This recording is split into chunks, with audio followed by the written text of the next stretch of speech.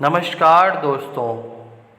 महाभारत में शकुनी को इतने पाप के बाद भी क्यों मिला स्वर्ग, और जानिए शकुनी के पांचों का रहस्य। आपको यह तो मालूम ही होगा कि इंसान के कर्मों के आधार पर उसे नरक या फिर स्वर्ग लोक की प्राप्ति होती है।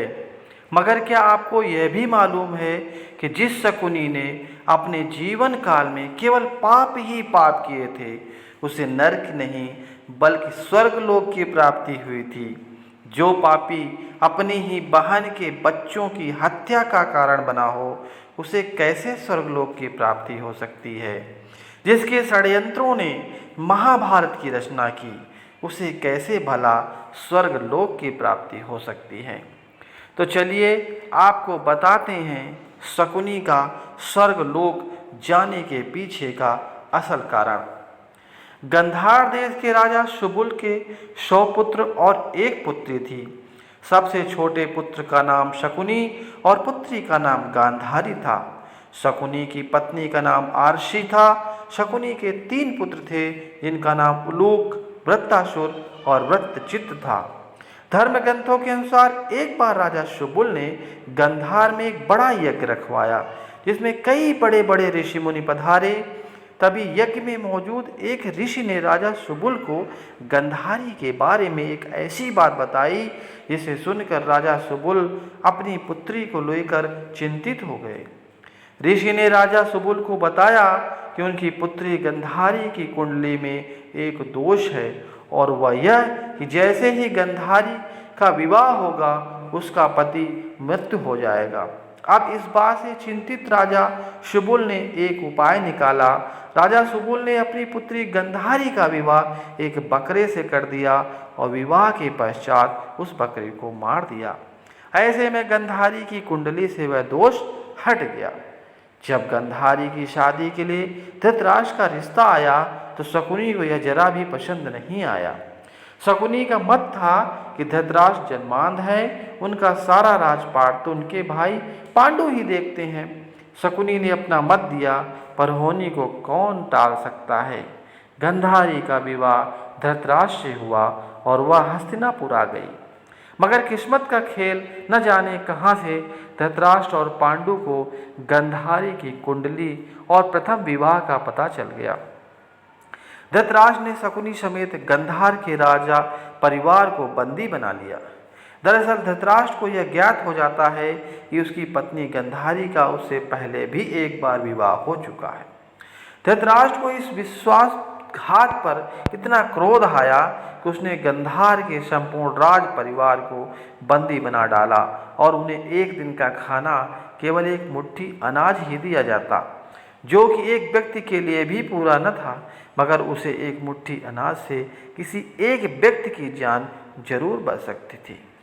अब राजा शुबुल ने तय किया कि जो एक दिन का अनाज आ रहा है, उसे किसी एक व्यक्ति को ही खाने को दिया जाए, ताकि उसके वंश से कोई एक तो जीवित बच सके। मगर वह इस अनाज को देने के लिए किसे चुने। इसके लिए राजा शुबुल ने अपने परिवार को एक हड्डी दी और एक धागा दिया, और एक एक करके सभी को बोला, इस धागे को बिना छुए एक छोर से दूसरे छोर तक ले जाओ। इस कार्य में सभी असफल रहे, मगर शकुनी ने यह कार्य कर दिखाया। शकुनी मामा के पांचों का राज क्या था, तो आइए एक कहानी के माध्यम से जानते हैं। शकुनी के पिता ने मरने से पहले उससे कहा कि मेरे मरने के बाद मेरी हड्डियों से पाशा बनाना। ये पाशे हमेशा तुम्हारी आज्ञा मानेंगे, तुमको जुए में कोई हरा नहीं सकेगा। शकुनी ने अपनी आंखों के सामने अपने भाइयों और पिता को मरते देखा था। शकुनी के मन में धृतराष्ट्र के प्रति गहरी बदले की भावना थी। बोलने और व्यवहार में चतुर शकुनी अपनी चालाकी से बाद में जेल से छूट गया। मरने से पहले राजा शुबुल धृतराष्ट्र के सामने अपनी आखिरी इच्छा रखते हुए बेटे शकुनी को रिहा करने का निवेदन किया। धृतराष्ट्र ने उनकी बात मान ली। शकुनी की रिहाई से पहले उसके परिवार ने उसकी एक टांग तोड़ दी, ताकि वह आज़ाद होकर अपने परिवार की मौत का बदला और अपमान न भूल जाए। पिता के मरने के बाद शकुनी ने उन हड्डियों से पासे बनवा लिए। बाद में वही पासे ही महाभारत युद्ध का कारण बने। शकुनी ने अपने राज्य वापस जाने के बजाय कौरवों के मन में जहर घोलने और उन्हें उनके विनाश की ओर ले जाने का रास्ता चुना। उसने अपने समस्त परिवार को अपने सामने मरते देखा था, जिसे भूल पाना उसके लिए नामुमकिन था, और वो दुर्योधन का प्रिय मामा बन गया। आगे चलकर इन्हीं पासों का प्रयोग करके शकुनी ने अपने 100 भाइयों की मौत का बदला दुर्योधन और उसके 100 भाइयों के विनाश की वृहद योजना बना कर लिया। बहुत से विद्वानों का मत है कि शकुनी के पाशे तो असल में हाथी दांत के बने हुए थे, लेकिन शकुनी माया जाल और सम्मोहन में महारथी था। जब पासे फेंके जाते थे तो कई बार उनके निर्णय पांडवों के पक्ष में होते थे, लेकिन शकुनी की ब्रह्म विद्या से उन्हें लगा कि वह हार गए हैं। शकुनी के मामा का वध कैसे हुआ? महाभारत का युद्ध 18 दिनों तक चला। युद्ध के आखिरी 18वें दिन शकुनी मामा का वध हुआ था। सहदेव ने शकुनी का वध किया और उनके जुड़वा भाई नकुल ने शकुनी के पुत्र उलूक को मौत के घाट उतारा। शुरू के 10 दिन भीष्म पितामह ने कौरवों की तरफ से युद्ध का नेतृत्व किया। भीष्म पितामह को अर्जुन ने शिखंडी की आड़ से मार गिराया। इसके बाद गुरु द्रोणाचार्य कौरवों के नायक बने। गुरु द्रोण ने अगले 5 दिनों तक कमान संभाली। द्रोणाचार्य ने ही 13वें दिन चक्रव्यूह की रचना की, जिसमें अर्जुन के बेटे अभिमन्यु को फंसाकर कौरवों ने वध कर डाला। 14वें दिन अर्जुन ने जयद्रथ को मार गिराया, क्योंकि उसने ही पांडवों को अभिमन्यु की मदद के लिए जाने वाले रास्ते को रोक रखा था। 15वें दिन युधिष्ठिर व भीम ने अश्वत्थामा की मृत्यु का भ्रम फैलाया और भ्रष्ट धूम्र ने द्रोणाचार्य का सर धड़ से अलग कर दिया।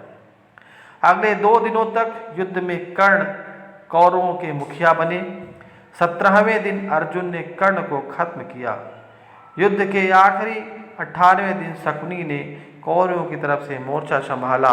18वें दिन सहदेव ने शकुनी का सिर काटकर वध कर दिया। शकुनी की मृत्यु के बाद पाशों का क्या हुआ? जब महाभारत का युद्ध हुआ तो उस समय युद्ध में शकुनी समेत उसके 3 पुत्र भी मारे गए। युद्ध समाप्ति के बाद श्री कृष्ण ने भीम को बुलाया और उसे विनाशकारी पासों को नष्ट कर देने को कहा, ताकि भविष्य में महाभारत जैसा सर्वनाश ना हो। अर्जुन वहीं से गुजर रहे थे। उन्होंने केवल कृष्ण के पासों से नष्ट करने की बात सुनी और उन्होंने स्वयं ही कुछ दूर जाकर एक बड़ी नदी में उन पासों को फेंक दिया। श्री कृष्ण को जब यह बात पता चली तो उन्होंने अर्जुन से कहा कि तुमने बहुत बड़ा अनर्थ कर दिया। अगर वह पासे बहते हुए किसी के हाथ लग गए तो जुआ फिर से आरंभ हो जाएगा और इंसान की बर्बादी का कारण बनेगा। उनकी यह बात सच साबित हुई। आप देख ही सकते हैं कि आज भी जुआ कितने लोगों को बर्बादी का कारण बना हुआ है। शकुनी को मौत के बाद स्वर्ग क्यों मिला? शकुनी ने अपनी ही बहन के परिवार को तबाह कर डाला, तो फिर क्यों और कैसे उसे स्वर्ग लोक की प्राप्ति हुई? दरअसल शकुनी ने जो कुछ भी किया वह उसने अपने परिवार का बदला लेने के लिए किया। उसने ये बुरे कर्म अपने परिवार के साथ हुए अन्याय का बदला लेने के लिए किया और इसी कारण मृत्यु के पश्चात शकुनी को स्वर्ग लोक की प्राप्ति हुई। दूसरा कारण यह भी बताया जाता है कि महाभारत युद्ध भूमि पर स्वयं भगवान कृष्ण मौजूद थे और उन्होंने कहा था कि इस युद्ध भूमि में जो कोई भी मृत्यु को प्राप्त होगा उनकी मौजूदगी के कारण उन्हें स्वर्ग की प्राप्ति होगी। बोलो जय श्री कृष्णा। दोस्तों, आपको यह पौराणिक कहानी और ये जानकारी आपको कैसी लगी कृपया कमेंट करके ज़रूर बताएं और ऐसी ही बहुत सारी कहानी, पौराणिक कथाओं, जानकारियों को जानने के लिए हमारे चैनल को ज़रूर सब्सक्राइब करें। तब तक आप हंसते रहिए, मुस्कुराते रहिए, अपना ख्याल रखिए। आपसे मिलते एक नई कहानी, एक नई वीडियो में। धन्यवाद। राधे राधे।